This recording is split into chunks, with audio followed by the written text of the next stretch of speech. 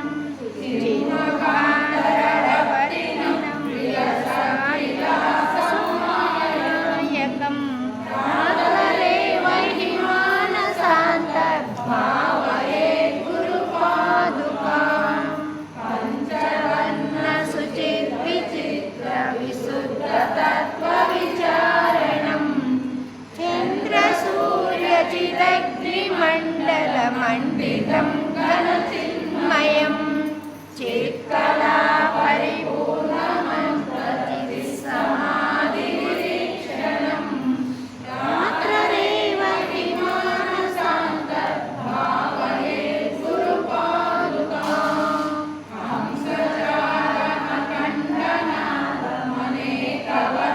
हंसचारणखण्डनादमनेकवर्णमरूपकं शतरागमयं चराचरजन्तुदेहनिवासिनं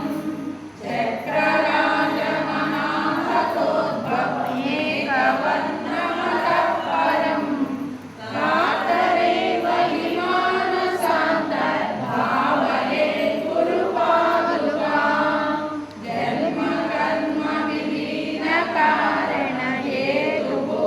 जन्मकर्मविलीनकारणहेतुभूतमभूतकं जन्मकर्मनिवारकं रुचिपूरकं भवतारकं नमः। ॐ आदिमध्यान्तरहिताय नमः। ॐ दयानिधये नमः। ॐ सच्चिदानन्दरूपाय नमः।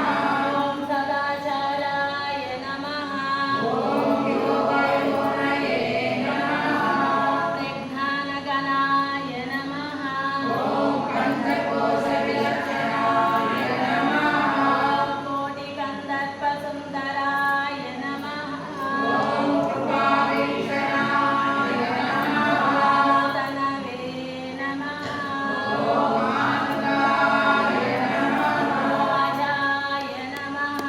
ॐ इच्छानित्यप्रेताय नमः। भोक्त्रे नमः। ॐ अद्वन्द्वाय नमः। ॐ अचिन्त्याय नमः। ॐ गुणत्रयविवर्जिताय नमः। ॐ गुहाशयाय नमः। ॐ ज्ञानज्ञानज्ञेयसाक्षिणे नमः। निरञ्जनाय नमः। ॐ नित्यबुद्धाय नमः। ॐ अग्रगण्याय नमः। ॐ अक्षराय नमः। उदासीनाय नमः। ॐ उपदेशे नमः। ॐ अमलाय नमः। ॐ ज्ञानदेशिकाय नमः। तत्त्वमस्यादिवाक्यान्तलक्ष्याय नमः। ॐ निष्कळाय नमः। तारकाय नमः।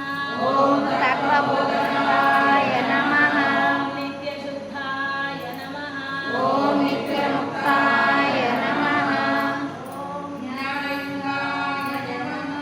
ॐ स्वयं प्रकाशाय नमः। जन्मजरामृत्युनिवारकाय नमः। ॐ निर्लेपाय नमः।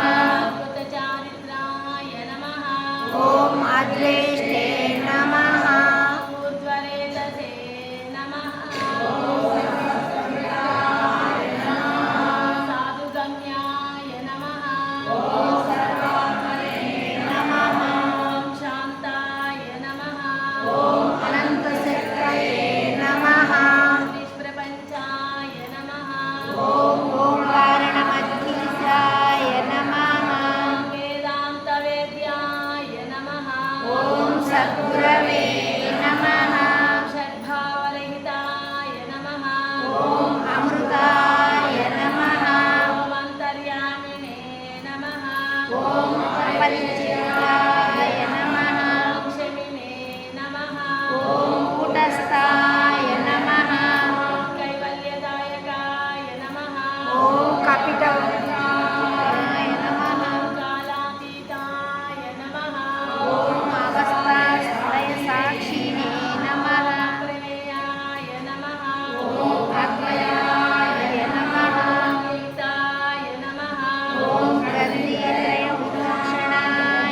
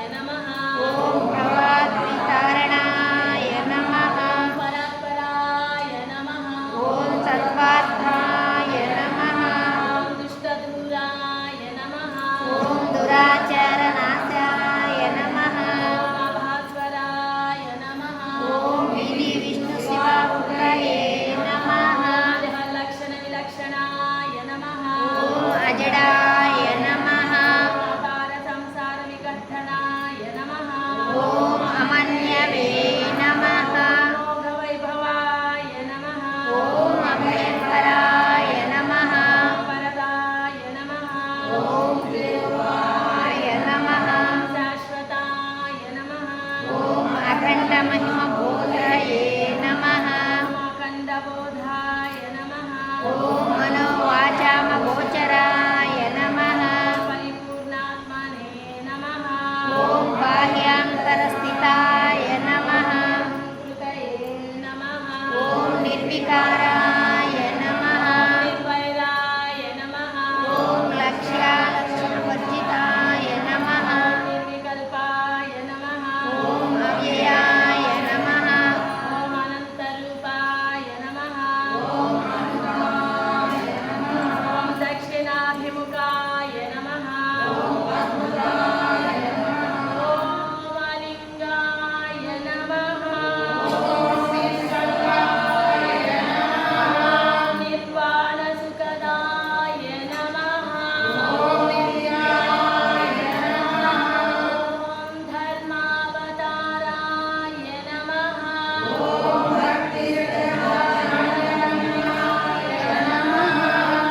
నిగమాతీతాయ నమః. ఓం శ్రీ శ్రీ శుద్ధ చైతన్య జ్ఞానానంద స్వామినే నమః.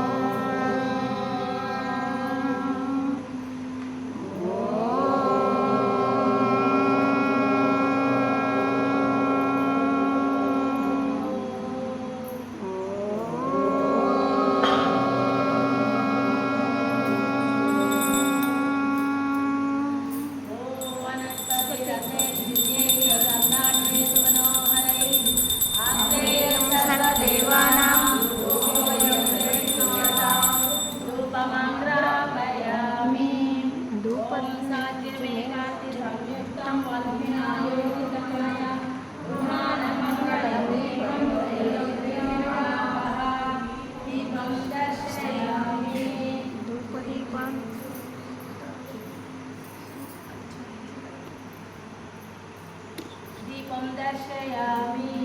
ధూపదీపానంతరం శుద్ధాచమనీయం సమర్పయామి.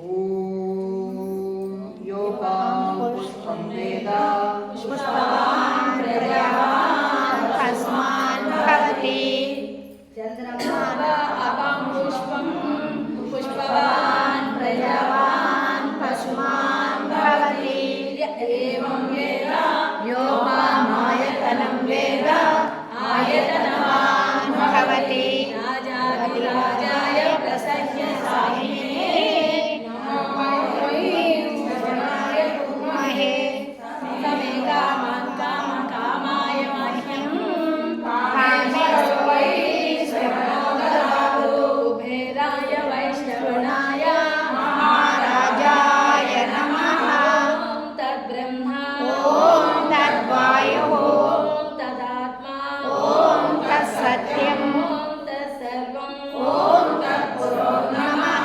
అంతఃశరతి భూతేషు గుహాయాం విశ్వమూర్తిషు త్వమిగ్నస్త్వం వషట్కారస్త్వమింద్రస్త్వం రుద్రస్త్వం విష్ణుస్త్వం బ్రహ్మత్వం ప్రజాపతి తదాపో జ్యోతిరసోమృతం బ్రహ్మ భూర్భువస్సువరో ఓం నారాయణాయ విద్మహే వాసుదేవాయ ధీమహి తన్నో విష్ణు ప్రచోదయాత్ ఓం తత్పురుషాయ విద్మహే మహాదేవాయ ధీమహి తన్నో రుద్ర ప్రచోదయాత్ ఓం గురుదేవాయ విద్మహే పరబ్రహ్మణే ధీమహి తన్నో గురు ప్రచోదయాత్ ఇది సువర్ణామృత పుష్పం సమర్పయామి ఓం యాని కాని చ పాపాని జన్మ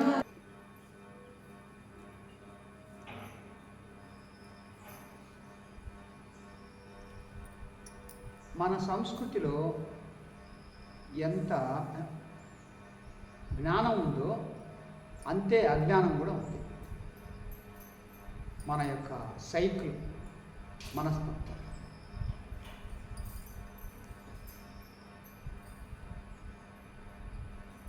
వాళ్ళు విమర్శించే బదులుగా మనల్ని మనం ప్రశ్నించుకోవాలి.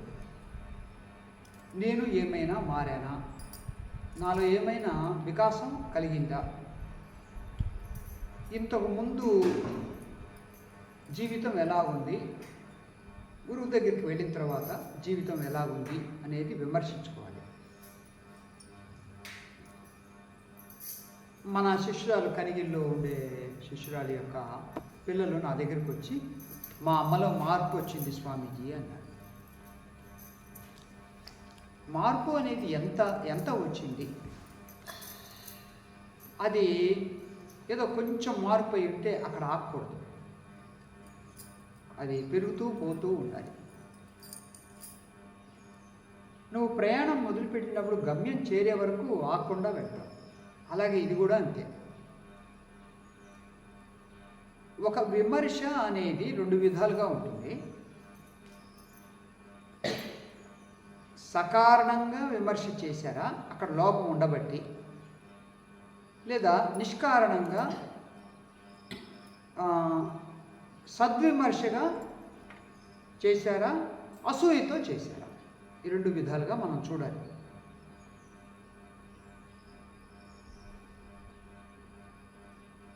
ఆధ్యాత్మిక జీవితము అనేది ఏమిటి? అంతర్వికాసం.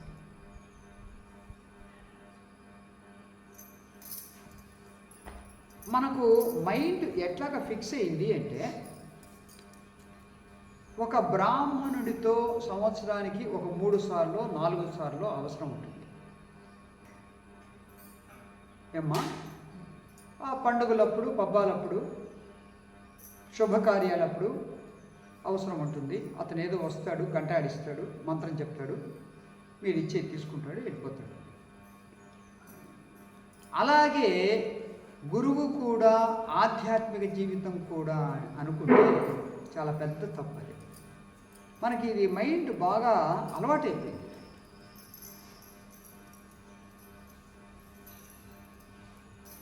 ఎప్పుడో ఒకసారి గురువు దగ్గరికి వెళ్తే చాలు. ఎందుకంటే బ్రాహ్మణుడితో మనకు ఆ సంబంధం అట్లాగే ఉంది కాబట్టి గురువుతో కూడా అట్లాగే, ఆధ్యాత్మిక సాధనతో కూడా అట్లాగే అనుకుంటారు. మీరు చూడండి మన ఆశ్రమ వ్యవస్థ ఎట్లా ఉంది. బ్రహ్మచర్యాశ్రమము, గృహస్థాశ్రమము, వానప్రస్థము, సన్యాసం. క్రమ వికాసం ఇది. 25 ఏళ్ళు 25 ఏళ్ళు చొప్పున విభజించారు మన పూర్వ ఋషులు. సో గృహస్థాశ్రమం అయిన పిమ్మట 50 ఏళ్ళు దాటిన తర్వాత పూర్తిగా ఈ సాధనలోనే, జ్ఞాన ఆర్జనలోనే, వైరాగ్యంలోనే, వివేకంలోనే, శాస్త్ర మథనంలోనే ఉండాలి అని చెప్పారు. దాన్ని నేను అనేకసార్లు మీకు చెప్పాను. పెళ్ళప్పుడు కాశీయాత్ర, ఏమ్మా కాశీయాత్ర ఉండే దేనికి అంటే, అహం కాశ్యాం గచ్చామి, నేను కాశీకి వెళ్తాను అంటాడు. ఆ ఒటుకు రావి మంట తీసుకొని ఉత్తరాభిముఖంగా నిలబడి నేను కాశీకి వెళ్తాను అంటాడు. ఇప్పుడు తల్లిదండ్రులు కిమర్థం అని అడిగితే, తపస్యాయ, తపస్సు కోసం. తపస్సు ఎందుకు అని అడిగినప్పుడు ముక్త్యాయ అంటాడు, ముక్తి కోసం అని అంటాడు. ఈ ఎప్పుడు వస్తుంది అని అంటే, పెళ్ళి కాకముందే బ్రహ్మచారిగా ఉన్నప్పుడే ఈ భావన వస్తుంది ఆ అబ్బాయికి. సరే, అప్పుడు ఏదో ఒక అతన్ని వాళ్ళు సిద్ధం చేసి ఉంచుతారు. అతనేమంటాడంటే, బాబు మంచిదే నువ్వు వెళ్ళటము, తపస్సు చేసుకోవటం, ముక్తిని పొందటం బాగానే ఉంది. మా అమ్మాయిని ఇచ్చి పెళ్లి చేస్తాము, నువ్వు పెళ్లి చేసుకొని మీ ఇద్దరూ కలిసి తపస్సు చేసుకోండి, ఇక్కడే మీ గృహస్థాశ్రమానికి కావలసినటువంటివన్నీ కూడా మేము ఒదగించి ఇస్తాము అని అంటాడు. సరే అని ఒప్పుకుంటాడు, దిగుతాడు. ఇప్పుడు ఒటువు కాస్త వరుడవుతాడు. ఇక ఆ పెళ్లి తంతువులన్నీ కూడా ప్రారంభమవుతాయి. కాన్సెప్ట్ చూడండి మనకి ఎట్లా ఉంటుంది.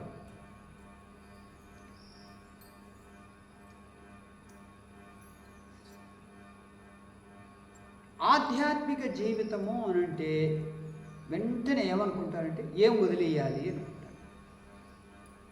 ఎక్కువ మంది అదే అనుకునేది, ఏం వదిలేయాలి.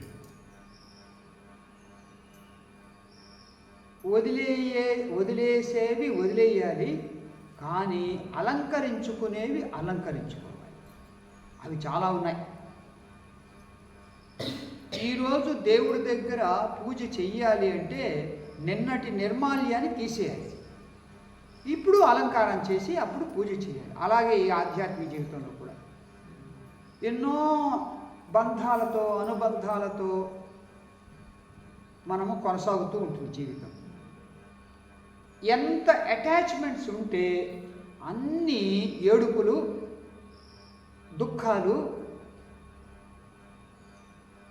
మమకారాలు అంతే. అవి అవి అట్లాగే వస్తాయి, అవి తీసుకొస్తాయి.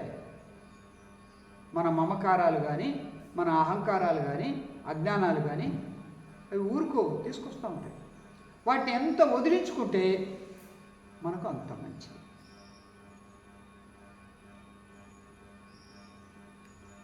సో ఏ సుఖాలకు దూరంగా ఉండాలి అని అనుకుంటారు, కానీ బాహ్య సుఖాలకు దూరంగా ఉండటం దేనికి, దుర్గుణాలకు దూరంగా ఉండటం దేనికి అని అంటే, సుగుణాలతో అలంకరింపబడి అంతర్సుఖాన్ని, అంతరానందాన్ని పొందటం.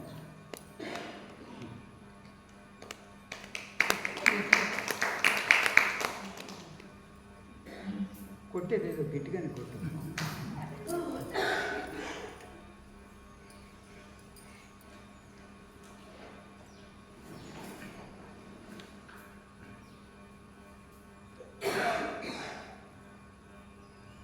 బయట అందరూ కూడా ధ్యానమా, ఆశ్రమమా, జ్ఞానమా, ఆధ్యాత్మిక జీవితమా, గురువా, దీక్ష చూద్దాంలే. ఎప్పుడు ముసలితనంలో అంతా అయిపోయిన తర్వాత అప్పుడు చూద్దాం అంటే, వాళ్ళ యొక్క దృష్టిలో ఏముంది అంటే, ఇది అనవసరమైంది, అయితే పెద్దలేదో చెప్పారు కదా దానికి చెయ్యాలి. అది ఎప్పుడు అని అంటే ముసలితనంలో. వాళ్ళు దీన్ని ఒక అనేక ప్రాపర్టీస్ మనకు ఉన్నాయి, ఇంకొక ప్రాపర్టీ కూడా ఉంటే బాగుంటుంది అనుకుంటారు. అట్లాగే ఇది కూడా ఒకటి ఉంటే బాగుంటుంది. చాలామంది అంతే. గురువు ఉండేది కూడా దేనికి అని అంటే, ఏదో గురువు ఉండాలి. చాలామంది అట్లాగే ఉన్నారు. అంటే చిన్న వయసులో తండ్రి చాటు మనిషి, పెళ్ళైన తర్వాత భర్త చాటు మనిషి, ఆ తర్వాత కొడుకు చాటు మనిషి అన్నట్లుగా గురువు గారు కూడా వాళ్ళ జీవితంలో ఒక వ్యక్తి అట్లాగా అనుకుంటారు. కాదు, దయచేసి తెలుసుకోండి, వ్యక్తి ద్వారా మీరు ఆధ్యాత్మిక జీవితంలోకి అడుగుపెట్టారు. వ్యక్తి యొక్క ప్రభావం ఉంటుంది, కానీ మీ వ్యక్తిత్వాన్ని గొప్పదిగా చేసుకొని తత్వానికి రావాలి అని తెలుసు. తత్వానికి రావాలి, సాధనకు రావాలి, అంతర్ముఖత్వానికి వెళ్ళాలి, అంతర్వికాసాన్ని పొందాలి. అప్పుడు బాగుంటుంది. ఒక ఊరు, మన శిష్యులు ఎప్పటి నుంచో ఉన్నారు. ఇప్పుడు ఒక 10 ఏళ్ల నుంచి పిరమిడ్ ధ్యానం యొక్క ఫాలోయింగ్ ఏర్పడ్డారు.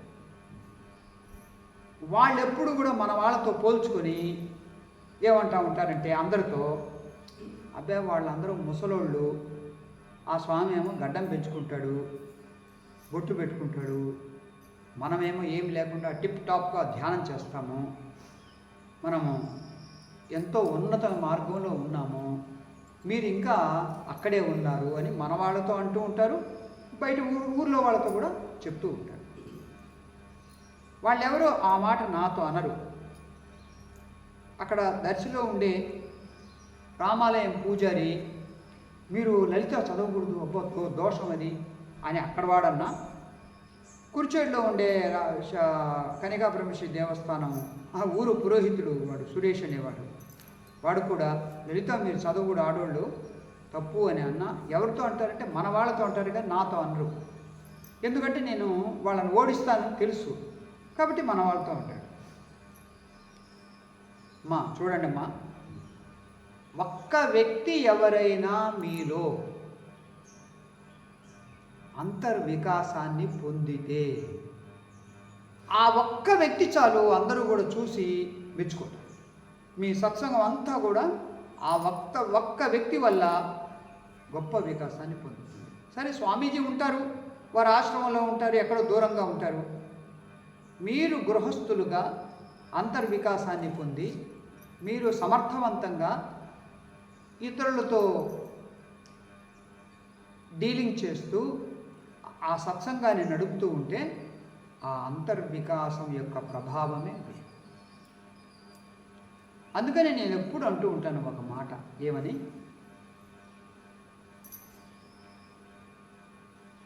వస్తువులతో చేసే సహాయం కంటే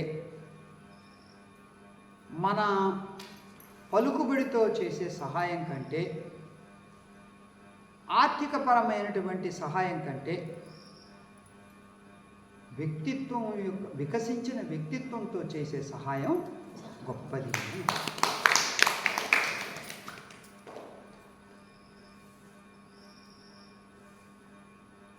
ఆ విధమైన వికసించిన వ్యక్తిత్వం మీలో శంకర సత్సంగములు ఎవరికైనా కలిగితే చూసిన వెంటనే ఈ వ్యక్తి స్పెషల్ వ్యక్తి, గొప్పవాడు. మొన్న ఒక స్వామీజీకి నేను ఒక మెసేజ్ పంపించాను.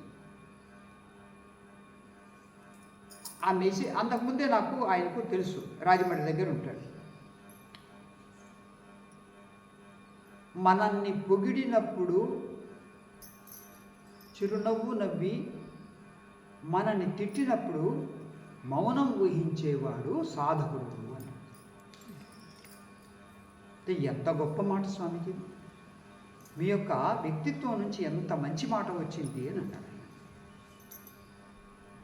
ఇవన్నీ ప్రాక్టికల్గా మనకు రావాలి, అనుభవం నుంచి రావాలి. సాధన చేసినప్పుడు, మనం ఎదిగినప్పుడు, వికసించినప్పుడు అది సహజంగా వచ్చేస్తాయి. ఇప్పుడు చంద్రుడు పాడ్యమి రోజు ఎట్లా ఉంటాడు, పౌర్ణమి రోజు ఎట్లా ఉంటాడు, కనపడుతూ ఉందా లేదా వికాసం? అంతర్వికాసం ఉండేది అది ఊరికనే ఉండదు, ఏదో ఒక విధంగా అది పడుతూ ఉంటుంది. ఆ వ్యక్తి ఊరికనే కూర్చున్నా కానీ చాలు బయటపడుతుంది.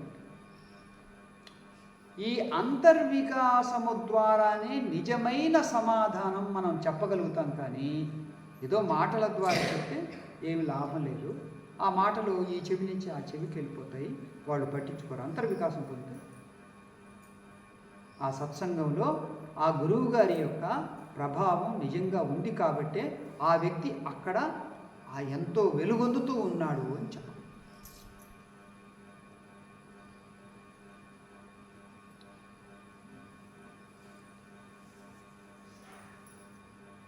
సత్యసాయిబాబా వారు అంటారు, వేదశాస్త్రములన్నీ వివరించి బుధులచే చదివించవచ్చు, తా చదవవచ్చు. యజ్ఞయాగ తపంబులు అధికార జనులచే చేయించవచ్చు, తా చేయవచ్చు. ఇలలోన తీర్థములకేగా అన్యులకు బోధించవచ్చు. అష్టాంగ విద్యలు ఆర్యులకు ఉపదేశించవచ్చు, సాధించవచ్చు. కానీ కానీ అని 3 సార్లు అంటాడమ్మ ఆయన. కానీ దేహేంద్రియముల అరికట్టి మనసు నిలిపి అంతర్ముఖము చేసి అనవరతము నిశ్చల సమాన చిత్తుడై నిలువలేడు అంటే ఇది.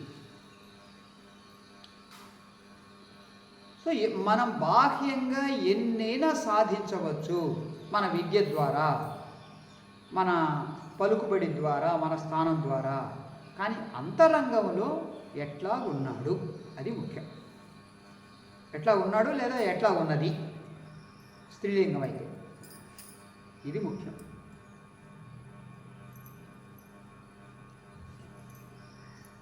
గురువు దగ్గరికి వచ్చే వరకు మన జీవితం బాహ్యంగా నడుస్తూ ఉంటుంది. గురువు దగ్గరికి వచ్చిన తర్వాత అసలు లోపల ఆత్మ అనేది ఉంది అనేది పరిచయం ఉంది. అందరిలో ఉండేది అదే ఆత్మ. ఈ శరీరం మారిపోతూ ఉంటుంది, మనస్సు ఇంకా క్షణికంగా మారిపోతూ ఉంటుంది. కానీ ఈ రెండిటికి సాక్షిగా ఉండే ఆత్మస్వరూపం మాత్రం మారకుండా ఉంటుంది. అందరూ కూడా ఆత్మస్వరూపులే. అన్నింటిలో ఉండేటువంటి సారభూతమైనటువంటి తత్వం ఏమిటంటే ఆ ఆత్మే అనేది పరిచయమైనప్పుడు ఇక ఆత్మ ప్రయాణం జరుగుతూ ఉంటుంది. అదే అంతర్ప్రయాణం, అంతర్వికాసానికి దారి. ఆ ఆత్మజ్ఞానమే అత్యంత విలువైనది. జీవితంలో పొందదగినటువంటి ఏకైక ధ్యేయము అని అదే అని తెలుసుకోవాలి. ఇంకా మిగతావన్నీ నాకు తెలిసినా తెలియకపోయినా లోకంలో ఉండే వాళ్ళందరూ పట్టిస్తారు వాటిని. ఏది కామిని కాంచనాలు అన్నీ ఇంకా పట్టిస్తూ ఉంటారు. నాకు 15-16 ఏళ్ళప్పటి నుంచే మా అమ్మ పెద్దోడికి పెళ్లి చేయాలి అని అంటుంది. నాకేం కోరిక లేదు, కానీ ఆమె అంటా ఉంది మరి పెళ్లి చేయాలి. కొన్ని రోజులు విన్న తర్వాత నేను కూడా ఏం కోరుకుంటాను, నాకు కూడా పెళ్లి కావాలి అని కోరుకుంటాను. అందరూ పట్టిస్తారు వాటిని. నేను చూస్తాను ఇతనికి సమాజంలో ఎక్కువ గౌరవం ఉంది. ఎందుకు ఉంది అంటే ఆస్తులు ఉన్నాయి కాబట్టి నేను కూడా ఆస్తులు సంపాదిస్తాను. వాళ్ళు మంచి బట్టలు వేసుకొని నగలు పెట్టుకొని వెళ్తే వాళ్ళకు ఒక గుర్తింపు ఉంది. నేను కూడా ఏం చేయాలి, మంచి బట్టలు వేసుకోవాలి, నగలు పెట్టుకోవాలి, వెళ్ళాలి. కానీ అంతర్వికాసం అది కనపడేది కాదు. ఆ వ్యక్తిత్వం నుంచి మౌనంగా కూర్చున్నప్పుడు కూడా, మాటలు మాట్లాడినప్పుడు కూడా ఎంత విశాలంగా ఉంది ఈయన యొక్క భావన, ఎలా స్పందిస్తూ ఉన్నాడు. దాన్ని బట్టి అప్పుడు ఆ అంతర్వికాసం అనేది తెలుసు.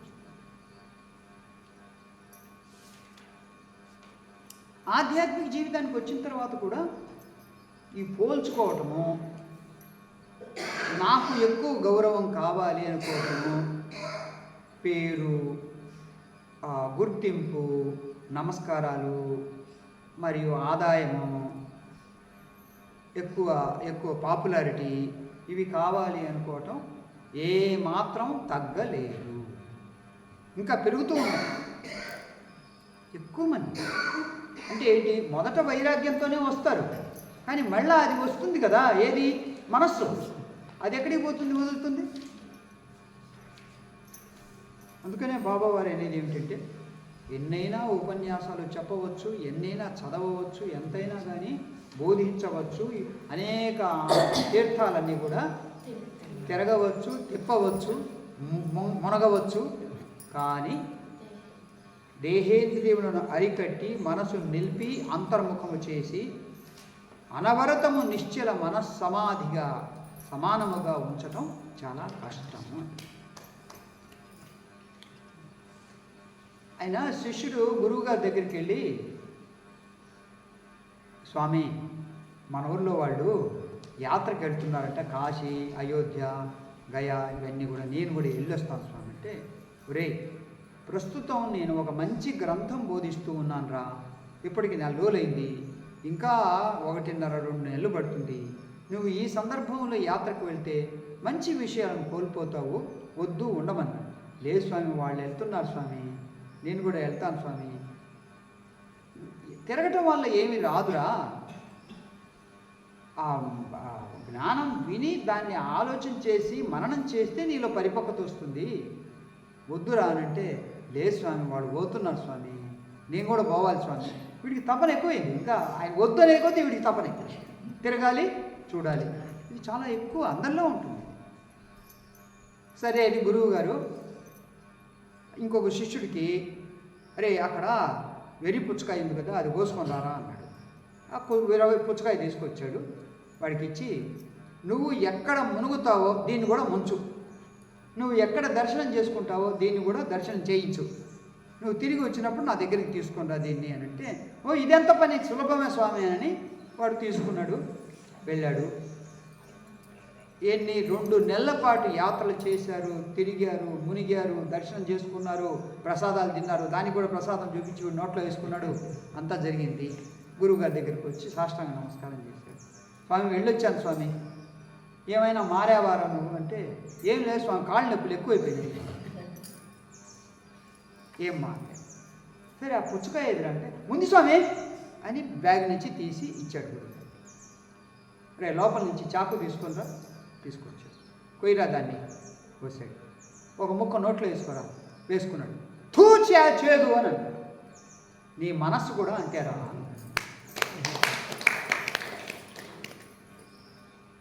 సో చేదు అట్లాగే ఉంది. ఎన్ని చోట్ల మునిగినా అది చెయ్యకూడదు అనటం లేదు, ఏది యాత్ర చేయండి, కానీ అవన్నీ కూడా ఒక స్టేజ్ మాత్రమే. తరచుగా మీకు అన్నమయ్య స్వామి యొక్క ఉదాహరణ చెప్తూ ఉంటాను. మొదట ఆయన ప్రేమ పాటలు, వలపు పాటలు, కామ పాటలు పాడాడు, తర్వాత దేవుడి గురించి పాడాడు, తర్వాత బ్రహ్మం ఒక్కటే అన్నాడు, ఆ తర్వాత అంతర్యామి. ఆ స్టేజ్ చూడు, వరుసగా 4 స్టేజెస్లో ఆయన ఏ విధంగా అంతరంగ వికాసం పొందాడు. మనము నామం ద్వారా ప్రారంభించవచ్చు, కర్మయోగం ద్వారా ప్రారంభించవచ్చు, ధ్యానం ద్వారా ప్రారంభించవచ్చు, జ్ఞానం నుంచి అయినా ప్రారంభించవచ్చు. కానీ అన్నిటికంటే ముఖ్యం ఏమిటంటే, నామం ద్వారా కడతేరినటువంటి వాడు తుకారాం. ఏమయ్యా నువ్వు ఏ గురువు దగ్గరికి లేవు, ఏ సేవలు శ్రవణమో చేయలేదు, ఏమి చదువు, నీకు చదివే రాదు అని అంటే, అప్పుడు ఆయన అన్నాడు, అయ్యా ఈ దేహము మా ఊరిలో పుట్టింది, ఆ ఊరి పేరు దేహు. ఊరి పేరు ఏం పేరు? దేహు. ఎక్కడ పుట్టింది ఈ దేహం? దేహులో పుట్టింది. మొన్న నేను సనాతన సభలకు బొంబాయి వెళ్ళి వస్తూ దేహు వెళ్ళాను. ఒక 2-3 గంటల సేపు అక్కడ గడిపాను. అక్కడి నుంచి మళ్ళీ ఇంకో గంట ప్రయాణం చేసి ఆలంది వచ్చాను. అక్కడే సంత జ్ఞానేశ్వరి యొక్క సమాధి. తుకారాం సమాధి లేదు అక్కడ. ఆయనది అంటే పురాణ నమ్మకం ఏమిటంటే, పుష్పక విమానం వచ్చింది, ఆయన సశరీరంగా వైకుంఠానికి తీసుకెళ్ళింది అని అక్కడ ఐతిహ్యం. ఆలందీలో మాత్రం జ్ఞానేశ్వర మహారాజు యొక్క సమాధి ఉంది. ఈ భక్తుల యొక్క సమాధులు పుణ్యస్థలాలు చాలా పాపులర్ మహారాష్ట్రలో. అక్కడ పోలీసు వ్యవస్థ, న్యాయ వ్యవస్థ కూడా కొంత జనులకు, సామాన్య జనులకు అందుబాటులో ఉంటుంది. కారణం ఏమిటంటే శివాజీ మహారాజ్ రాజుగా ఉన్నప్పుడు ఎవరు గంట కొట్టినా కానీ వెంటనే బయటకు వచ్చి వాళ్ళకి న్యాయం చేసేవారు. అదే ప్రభావం ఇప్పుడు కూడా ఉంది అక్కడ కొంతవరకు. కిటికీ సరిగ్గా తిరుగు కుక్కి వేసేసి అదే కుక్కి తగిలించి ఇట్లా మొక్కలకి.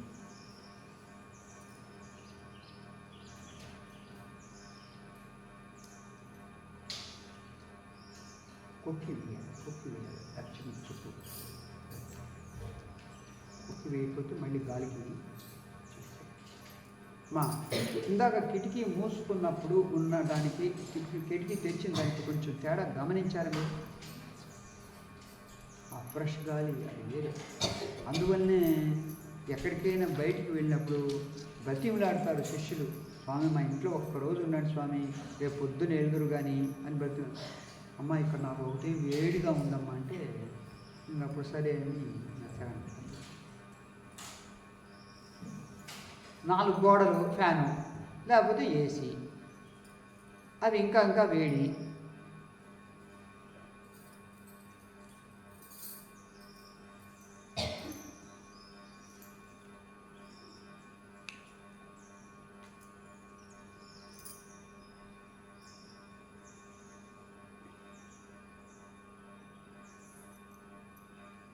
ఈ దేహం చిన్న వయసులో ఆరోగ్యంగా ఉంటుంది.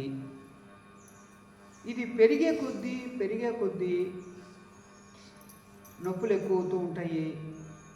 ఒక స్టేజ్ వచ్చిన తర్వాత ఆ నొప్పులే ఇంకొక రోగంగా పరిణమిస్తుంది. రోగాలతో ఎక్కువ మంది అట్లాగే నశించిపోతున్నారు. దీనికి కారణం ఏమిటి అంటే యాసిడిటీ. ఏమండి? యాసిడిటీ. మన రక్తం వచ్చి ఆల్కలైన్ అంటే క్షారగుణం కలిగింది. మనం గడిపే జీవన విధానం, తాగే నీరు, పానీయాలు అన్నీ కూడా యాసిడిక్. ఇప్పుడు పానకం ఉంది, ఆల్కలైన్.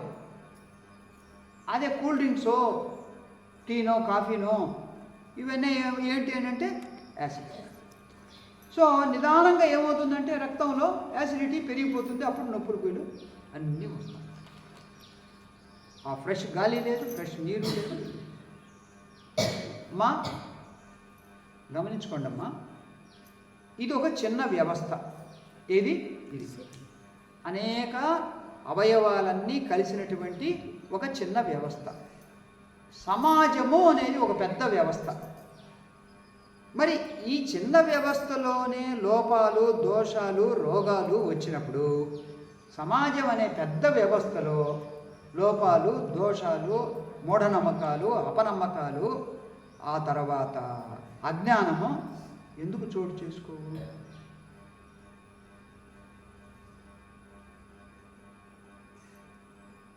వాళ్ళతో పోల్చుకొని మనము వాళ్ళ నుంచి ఏమి నేర్చుకోవచ్చు అని అనుకోవాలి. కానీ వాళ్ళకంటే మేము గ్రేట్ అనుకోవటం అది సాధన కాదు.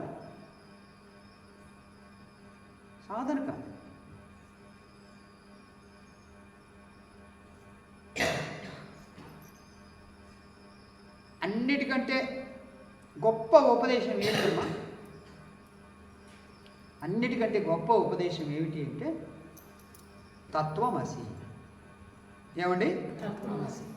తతు ఆ పరమాత్మ, త్వం నీవుగా, అసి అయి ఉన్నావు. ఇది అన్నిటికంటే గొప్ప. ఎవరు చేస్తారు? ఇది ఉపనిషత్తులు చేస్తారు. ఛాందోగ్యోపనిషత్తు చేస్తుంది. అద్వైతము అంటే ఇదే. ఆ పరమాత్మ, ఈ జీవాత్మ రెండు ఒక్కటే, వేరు కాదు. కాబట్టి నువ్వు దుఃఖపడాల్సినటువంటి అవసరం లేనే లేదు అని తెలుసుకో. ఇదే అద్వైతం చెప్పేది. ఇంతకంటే గొప్ప బోధ ఏమైనా ఉంటుందంటే లేదు. మరి మనకు ఏం చేయాలి? దాన్ని అనుభవానికి తెచ్చుకోవాలి. అనుభవానికి తెచ్చుకోవడానికే అంత శుద్ధి అవసరం. సాధన అవసరం, ఏకాగ్రత అవసరం. ఇప్పుడు మన శిష్యురాలి యొక్క కొడుకు అనేది ఏమిటంటే, వీళ్ళు వింటున్నారు, గురువు దగ్గర కూర్చుంటున్నారు, పారాయణం చేస్తారు, చదువుతారు, కానీ వీళ్ళలో ఏమీ మార్పు రావటం లేదు. మరి వెళ్ళటం ఎందుకు అని అంటారు. ఇప్పుడు నేను మిమ్మల్ని అడిగేది ఏమిటంటే, మనల్ని మనం అడుక్కునేది ఏమిటంటే, ఎందుకు మార్పు రావటం లేదు? నిజమే, వాడు అన్న దాంట్లో కొంచెం కూడా తప్పులేదు, కరెక్ట్గానే. ఎందుకంటే ఎవరిలో ఎంత మార్పు వచ్చిందో నాకు తెలుస్తూ ఉంటుంది. ఒక ఆమె ఉపదేశం తీసుకున్న తర్వాత మా అమ్మలో మార్పు వచ్చింది స్వామి అన్నారు. నిజంగా ఆమెలో మార్పు వస్తే గురువు దగ్గరికి వెళ్లకుండా, కార్యక్రమాలకు వెళ్లకుండా, సాధన చేయకుండా ఉండలేదు. మరి అట్లా రావటం లేదే. కనీసం సంవత్సరానికి ఒక్కసారైనా కానీ సాధనలో గురువు గారి సన్నిధిలో గడుపుదామని వస్తున్నా, అది లేదే అంటే మార్పు రావటం లేదు. సంకుచితమైనటువంటి హృదయం విశాలమవుతుంది. వస్తువులతోనూ వ్యక్తులతోనూ నిండిపోయిన మనస్సు సాధన చెయ్యటానికి, అవగాహనకు, జ్ఞానానికి వెసులుబాటు వెతుకుతుంది, కనిపెడుతుంది. ఏది? మనస్సులోనే. మరి టైమే లేదు స్వామి. ఎందుకు? వస్తువులతో వ్యక్తులతో గడుపుతున్నాం. సంబంధ బాంధవ్యాలే మనసులో ఉన్నాయే కానీ ఆ సంబంధ బాంధవ్యాలకు మూలం ఏమిటి దాన్ని తెలుసుకుందాము. కొంచెం జీవితానికి తేలికదనం, లీజర్నెస్, దాన్ని ఏమంటారంటే ఇన్నర్ లీజర్ అంటారు. దాన్ని తెలుగులో ఏమంటారంటే వెసులుబాటు. వికాసం కాదు, వెసులుబాటు. ఇన్నర్ లీజర్, లోపలే విశ్రాంతి, అంతర్విశ్రాంతి. అది దొరికిందంటే అన్నిటికీ టైం ఉంటుంది. ఎక్కడో విజయవాడలో ఉండే డాక్టరు ఇంత దూరం వచ్చి కార్తీక పౌర్ణమికి పాల్గొనటానికి, గురు పౌర్ణమికి పాల్గొనటానికి, వివిధ రకాలుగా పాల్గొనటానికి, మరియు దానం చేయటానికి, వేల రూపాయలు దానం చేయటానికి ఎట్లాగా వీలవుతుంది, ఇక్కడుండే వాళ్ళకి ఎందుకు వీలు కావట్లేదు అంటే, చదువు ఉంది కాబట్టి వాళ్ళు ప్రతి ఒక్కటి ప్లాన్డ్గా స్కెచ్ వేసుకుంటారు. దీనికి మనకు ఇంత ఉంది, ఇది ఖర్చు పెడితే ఏమైపోయింది, ఏం కాదు లోపం అని వాళ్ళు ఖర్చు పెడతారు. మనకు ఇంత సమయం ఉంది, ఈ కార్తీక పౌర్ణమి, శివరాత్రి, గురు పౌర్ణమి చాలా విలువైనవి, ఇవి మనం ఇంట్లో ఉంటేనో గుడికి వెళ్తూనో దొరకవు, కాబట్టి గురువుగారి సన్నిధికి వెళ్ళాలి అని ఒక అవగాహన ఉంది. మిగతా వాళ్ళకు ఆ అవగాహన లేదు.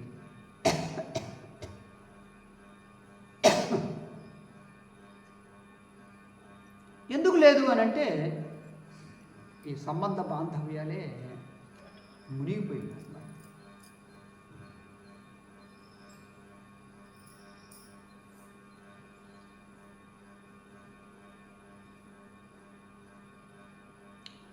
సో భగవంతుడు ఒక జీవితాన్ని ఇచ్చాడు. భగవంతుడో ప్రకృతి వచ్చింది.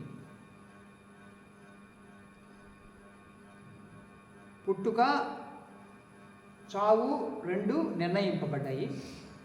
కానీ ఆ మధ్యలో ఉండే జీవితాన్ని ఏ విధంగా సాగించాలో నువ్వు నిర్ణయించాలి.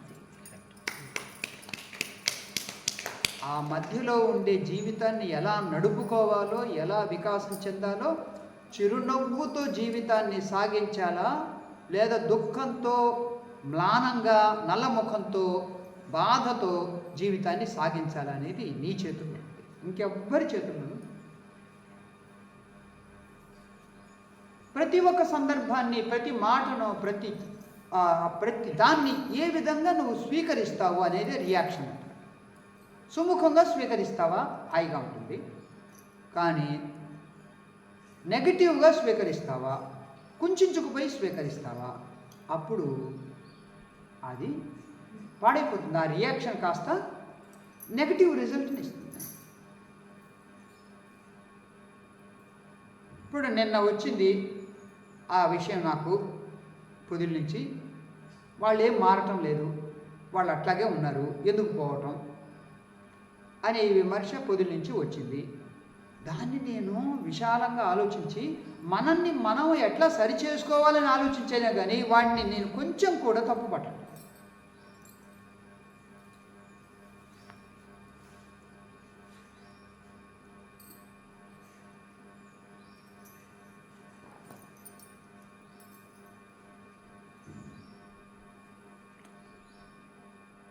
మన భారతదేశంలో అనేక మతాలు ఉన్నాయి. ఏమ్మా? అనేక మతాలు ఉన్నాయి. అట్లాగే వాటికంటే ఎక్కువ అనేక సిద్ధాంతాలు కూడా ఉన్నాయి. ఆ సిద్ధాంతాలకు తగినటువంటి సంస్థలు, గమ్యాలు, సాధనలు, ధ్యానాలు చాలా ఉన్నాయి, కొల్లలుగా. సో ఒక సంస్థ వాళ్ళు ఇతరులను చూసినప్పుడు నమస్తే అంటారు, ఇంకొక సంస్థ వాళ్ళు నమస్కారము అని అంటారు, ఇంకొక సంస్థ వాళ్ళు హరి ఓం అంటారు, ఇంకొక సంస్థ వాళ్ళు సాయిరామ్ అంటారు, ఇంకొక సంస్థ వాళ్ళు రామ్ అంటారు, సియారామ్ అంటారు, రాధే రాధే అంటారు, హరిబోల్ అంటారు, ఇంకో కొంతమంది ఏమో నమశివాయ, ఓం నమశివాయ అని అంటారు. ఇన్ని రకాలైనటువంటి గ్రీటింగ్స్, ఏది ఆహ్వాన పిలుపులు ఉన్నాయి అని అంటే వాళ్ళ యొక్క మనస్సుల వెనుక అనేక రకాలైనటువంటి గమ్యాలు ఉన్నాయి, సంస్థలు ఉన్నాయి, కల్చర్స్ ఉన్నాయి. అవి అనివార్యం అంతే. దాన్ని సరిదిద్దలేము. ఇంకా రావచ్చేమో, మళ్ళీ ఇంకా రావచ్చేమో, చెప్పలేము మనం. నేను కొన్నే చెప్పగలిగాను మీకు.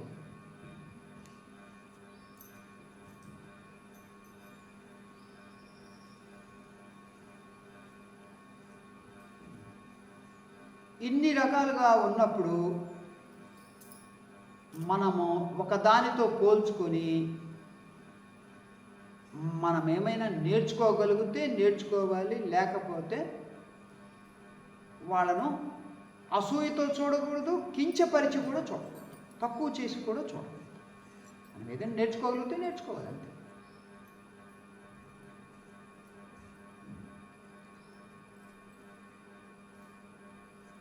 ఆ పోల్చుకొని దుఃఖపడటము లేదా సుపీరియర్గా ఫీల్ కావటము, నేను గొప్ప నేను ఫీల్ కావటం, రెండు కూడా తప్పే. కించపరుచుకోవటము తప్పే, గొప్ప నేను అనుకోవటం కూడా తప్పే.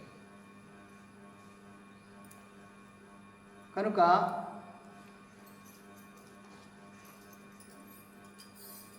మానవ జీవితం అరుదైనది, విలువైనది, విశేషమైనది, అమూల్యమైనటువంటిది. దీన్ని సరిగా అర్థం చేసుకుని ఇది నాకు ఉపయోగపడేటట్లుగా, నా అంతర్వికాసానికి ఉపయోగపడేటట్లుగా, నా యొక్క ఉన్నతికి ఉపయోగపడేటట్లుగా దీన్ని మనం మలుచుకోవాలి. అందుకోసమే గురువు దగ్గరికి వచ్చేది. గురువు ద్వారా ఉత్తమమైనటువంటి జ్ఞానాన్ని పొంది ఎవ్వరు లేకపోయినా కానీ నేను సంతోషంగా జీవించగలుగుతాను, ఏమి లేకపోయినా కానీ నేను ఆనందంగా తృప్తిగా జీవించగలుగుతాను అనే స్టేజ్ కనుక నువ్వు చేరుకున్నావు అంటే అప్పుడు నువ్వు ఫస్ట్ స్టేజ్కి చేరుకున్నావు.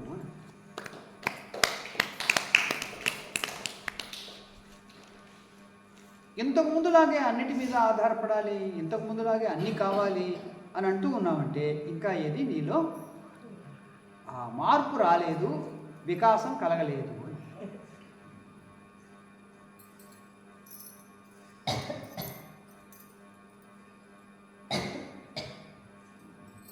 సో మనము నమ్మకం, రుద్రంలో నమ్మకం చెప్తూ ఉన్నప్పుడు, ఈ ఏకాదశి నామావళి చెప్తూ ఉన్నప్పుడు నమస్తే అస్తు భగవన్ విశ్వేశ్వరాయ మహాదేవాయ త్ర్యంబకాయ త్రిపురాంతకాయ త్రికాగ్నికాలాయ కాలాగ్ని రుద్రాయ నీలకంఠాయ మృత్యుంజయాయ సర్వేశ్వరాయ సదాశివాయ ఆ సదాశివాయని మనం అంటూ ఉన్నప్పుడు ఆశ్రమంలో పనిచేసే తోటవాడు సాదాసీదాయ అంటాడు. ఏమంటాడు? సాదాసీదాయ అంటే సాదాసీదాగా ఉండు అని అర్థం అన్నమాట. సాదాసీదాగా ఉంటూ కల్మషాలు, కుతంత్రాలు, కుయుక్తులు, పోల్చుకోవటము, ఆధిక్యతా భావన, న్యూనతా భావన అవసరం లేదు. నీవుగా ఉండు. ఇది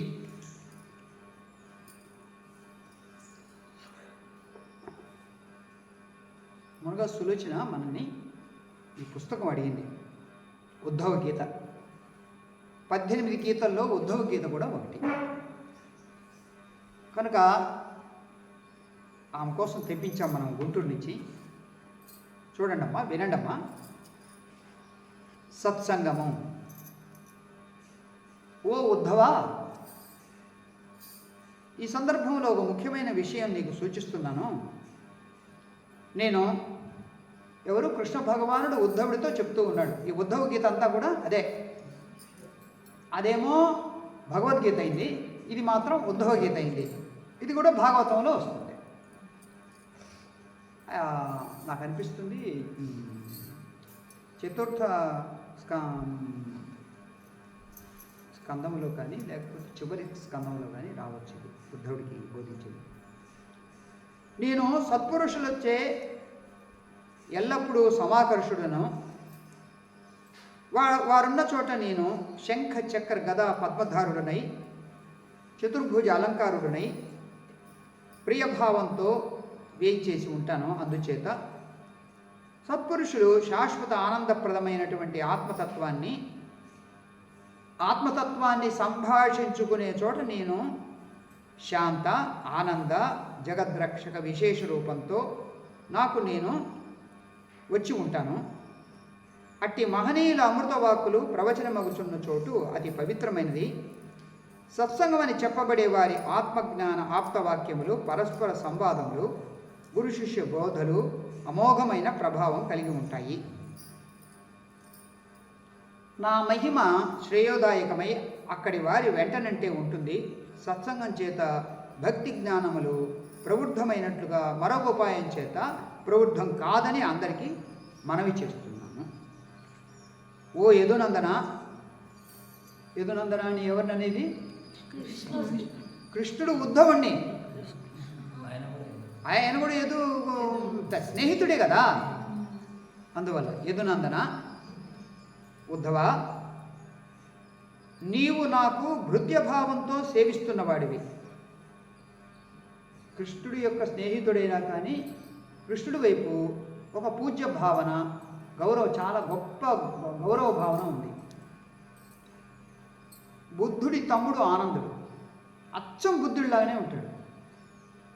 బుద్ధుడి భక్తుడు ఉద్ధవుడు అచ్చం కృష్ణుడిలాగానే ఉంటాడు. ఉద్ధవుడు స్నేహితుడవు, భక్తి ప్రపత్తులు కలవాడివి. అందుచేత నీపై నాకు ఉన్న అవ్యాజమైన ప్రేమచే ఇప్పుడు ప్రాపంచికమైన సాధారణ మమకారాలను పరమాత్మ వైపుగా నడిపించటం వలన ప్రాప్తించగల సర్వోత్కృష్టమైన ఫలితాల గురించి కూడా కొన్ని గూఢమైన రహస్యాలు చెప్పబోతున్నాను. శ్రద్ధగా విను. చూడండి, ఈ మాట చూడండి. ప్రాపంచికమైనటువంటి సామాన్యమైన మమకారాలను పరమాత్మ వైపుగా నడిపించటం వలన ప్రాప్తించగల సర్వోత్కృష్టమైన ఫలితాల గురించి చెప్పబోతున్నాను అంటే ఇది సత్సంగ మహిమ. ఉద్ధవా, నా యొక్క పరతత్వం నీ వశం చేసుకోవడానికి అనేక ఉపాయాలున్నాయి, మార్గాలున్నాయి. ఒకటి విచారణ మార్గం. దాన్నే సాంఖ్య మార్గం అని కూడా భగవద్గీత అంటుంది. విచారణన్నా సాంఖ్యమన్నా ఒకటే. ఇంకా తర్వాత ధర్మ మార్గం, స్వాధ్యాయ యోగం, ఇష్టాయోగం, పూర్తయోగం అనే మార్గాల గురించి చెప్పాడు. కానీ ముఖ్యంగా జ్ఞాన మార్గం గురించి చెప్పాడు మొట్టమొదట. ఇది ఆలోచన రూపమైన మనస్సు. ఇది విమర్శన, విచక్షణ, విచారణ, వివేచన రూపమైన బుద్ధి. ఇది ఇష్టము అనురూపముగా ప్రదర్శించమగుతున్న చిత్తము. ఇది అహంకారం. ఇది జీవుడు. ఇది సాక్షి అయిన ఆత్మ. ఇది సర్వజీవుల్లోని సాక్షి. అట్టి కేవల సాక్షి సర్వుల రూపము. నేనే ఇట్టి విభాగ పాండిత్య అంతర్యామి. పరిశీలన, పరిచింతన, పరియోచన యోగం అని అంటూ ఇంకా అక్కడ అంటే వివరణ అన్నిటినీ విడదీస్తూ చెప్తూ ఉన్నాడు. సత్సంగ మహిమ అట్లాంటిది, దాన్ని మనము సరిగ్గా పొందాలి. ఏదో మనం వచ్చాము వారానికి ఒక రోజున అమ్మవారి శాలలో లలితా సహస్రనామం చదువుకున్నాము, అయిపోయింది, వెళ్ళటం కాకుండా సరే ఏమి చేయకపోయినా అదేనే చేయండి. అది కూడా చేయకుండా ఉంటే ఇంకా అసలు ఏం తెలియకుండా ఉంటారు. ఇప్పుడు వీళ్ళు ఎందుకు వెళ్తున్నారు, వీళ్ళలో ఏం మార్పు రాలేదే, ఎందుకు వెళ్ళటం అని అంటున్నాడు కదా. వీళ్ళకు తెలిసినంత అయినా కానీ వాడికి తెలుసు చెప్పండి? వాడికి ఏం తెలియదు, విమర్శ చేయటం మాత్రం తెలుసు. నా చిన్న వయసులో సత్యసాయి బాబాని చాలామంది విమర్శిస్తూ ఉండేవాళ్ళు. ఎందుకు విమర్శిస్తున్నారో తెలియదు ఆ వయసులో మనకు. అక్కడ కారణం ఏమిటంటే నాకు ఆ తర్వాత అర్థమైంది, నేను జీవించి ఉండే వ్యక్తిని, ఆయన కూడా ఈ భూమి మీద జీవించి ఉండే వ్యక్తి, నన్ను ఎవరూ పూజించడం లేదు, ఆయన్ని మాత్రం అందరూ పూజిస్తున్నారు అనే అసూయ. ఇది బయటికి చెప్పలేరు వాళ్ళు, అసూయ. ఆయన కూడా మనిషి కదా, ఆయన ఎందుకు పూజించేది? నేనేమంటానంటే ఆయన జీవంతంగా ఉండే మనిషి కాబట్టి వెళ్ళండి, వినండి, చేయండి. ఆ 7 కొండల మీద ఉండేది ఉత్తరాయే కదా, అక్కడికి ఎందుకు పోవటం? అసలు కోట్లు కోట్లు కుమ్మరించటం ఎందుకు? అమ్మ అటు అనకూడదు సొన్నే అంటే మీకు పాపం లడ్డు కూడా రాదు మీ చేతికి. యద్భావం తద్భవతి.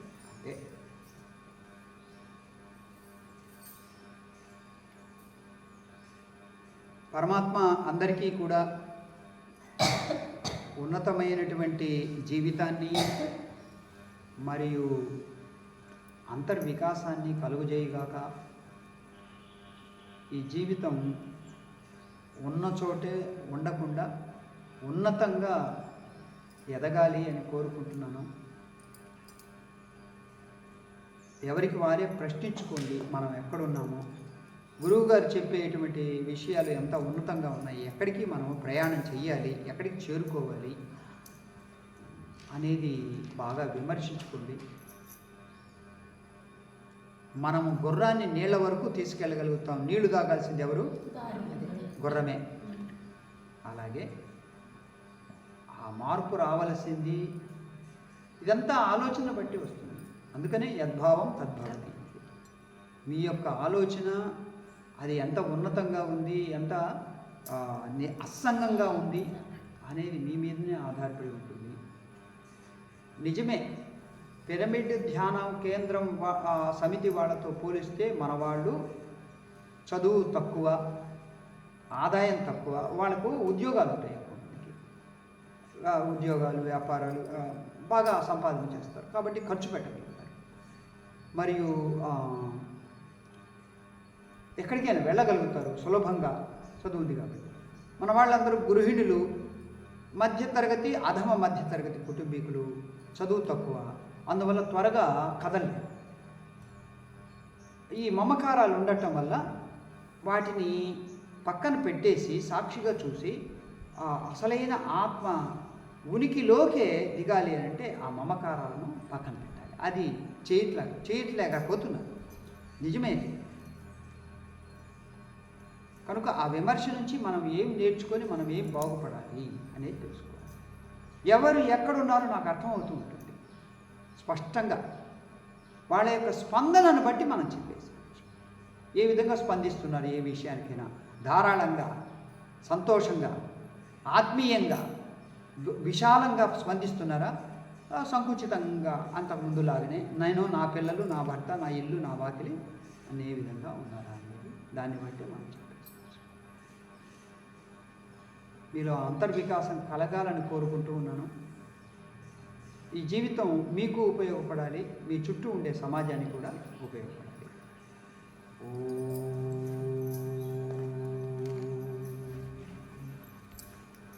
స్వస్తి ప్రజాభ్యః పరిపాలయంతాం న్యాయేన మార్గేణ మహీమహీషాః గోబ్రాహ్మణేభ్యः శుభమస్తు నిత్యం లోకాః సమస్తాః సుఖినో భవంతు. కాలే వర్షతు పర్జన్యః सस्यशालिनी देशोऽयं शोभरहितः साधवः सन्तु निर्भयाः। ॐ असतो मा सद्गमय तमसो मा ज्योतिर्गमय मृत्योर्मा अमृतं गमय। ॐ पूर्णमदः पूर्णमिदं पूर्णात् पूर्णमुदच्यते पूर्णस्य पूर्णमादाय पूर्णमेवावशिष्यते।